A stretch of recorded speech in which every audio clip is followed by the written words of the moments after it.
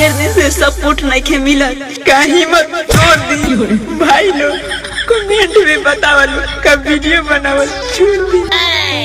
केतनो दिखावा तानी सीना पके दिलवा हेलो गाइस जब ना बनाई हमारी लावा हेलो गाइस जब ना बनाई हमारी लावा हेलो गाइस जब ना बनाई हमारी लावा हेलो गाइस जब ना बनाई हमारी लावा